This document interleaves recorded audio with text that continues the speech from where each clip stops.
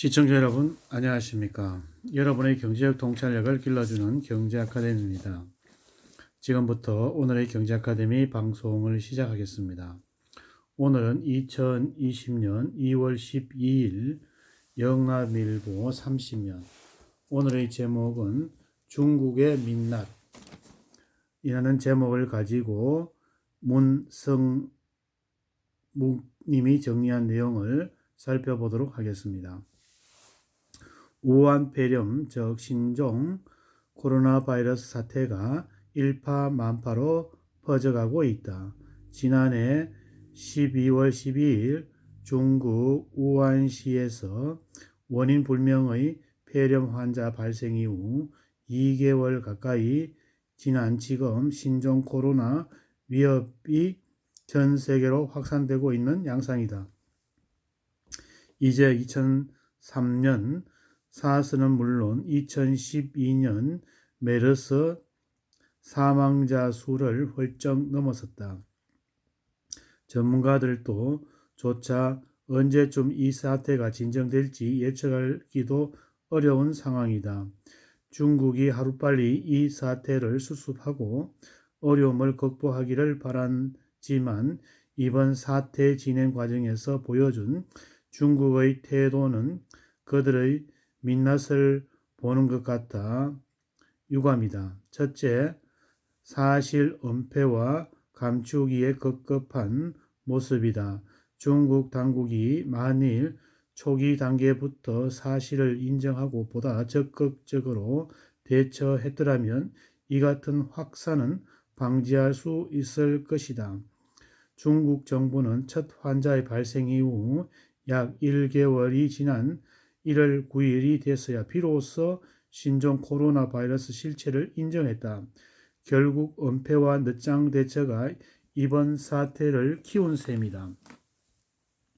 사스 대유행 당시 세계보건기구 아시아 지역 대변인이 지냈는 피터 코딩리는 중국 정부는 우한 폐렴 확산에 대한 초기부터 거짓말을 했다고 지적했다. 둘째는 재앙적 사태 발언의 주체로서 진심 어린 사과나 양심은 없다. 우한 지역의 발생한 폐렴은 중국 내부는 물론 전 세계를 공포의 도가니로 몰아넣고 있다. 이에 중국 지도부는 이번 사태 발생에 대해 도의적 책임은 모습을 보여야 한다. 먼저 중국 국민을 향해 당국이 제대로 대처하지 못한 점에 고개 숙여야 한다.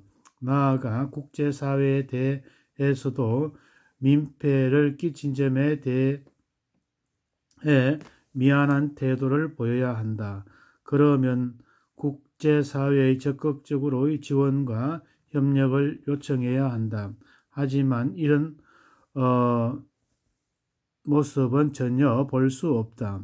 오히려 한국과 미국, 일본, 영국 등 자국 및 안전을 위해 전세기를 보내 철수를 추진할 때 일일이 간섭하고 통제하고 지연시켰다. 더욱이 미국이 중국민 입국을 통제하자 부도덕한 황당무계하다는 불쾌한 감정을 보이며 비방하기도 했다. 이런 태도는 한마디로 적반하장이다. 셋째, 자기들의 고무줄 잣대에 따라 차별하고 있다. 예를 들어 북한이 이번 사태의 확산 방지 조치로 공항이나 항구 심지어는 철도편까지 중국과의 모든 통로를 봉쇄했다.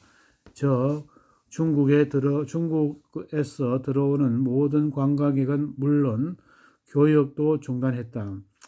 김정은이 시진핑에게 위로의 전문이나 지원금을 보내고 자기들의 조치에 이해를 구했다. 그러자 중국은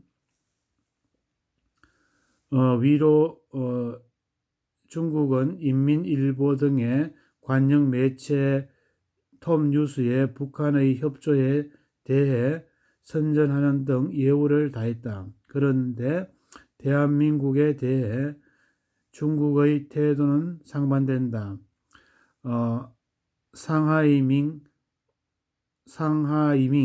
신임 주한 주중 대사는 신임장도 받기 전에 기자회견을 열어 우리 정부가 후베이성에만 국한에 이곳 방문한 외국인의 입국 금지 조치를 취하자 제가 평가하지 않겠다며 불쾌한 기색을 드러내고 세계적이고 과학적인 것은 세계보건기구의 근거에 따르면 되지 않을까 한다고 발언을 했다. 이는 오만하고 고압적인 태도가 아닐 수 없다. 중국의 이런 태도는 어제 오늘의 일이 아니다. 우리 정부가 북핵 위협으로부터 안보를 위한 주한미군 사드를 허용하자 부당한 제재를 가한 나라가 바로 중국이다. 이런 그들이 역지사지라고 말할 수 있는가? 중국이 이런 자세를 바로잡지 않는다면 제2, 제3의 우한 사태 재발 방지 보장이 없다. 국제사회로부터 리더